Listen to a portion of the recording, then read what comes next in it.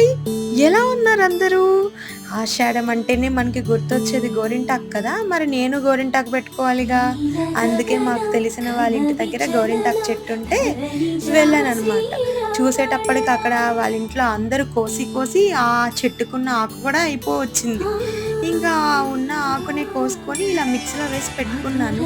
కానీ ఆకు కోస్తుంటే చాలా ముళ్ళు గుచ్చుకుపోయాయి నాకు. అప్పుడు అనిపించింది, అమ్మో! ఇదేం ముళ్ళ చెట్టురా బాబు అని.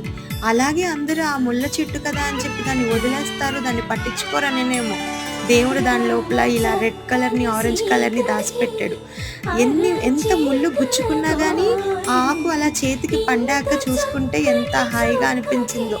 ఫుల్ హ్యాపీ కదా!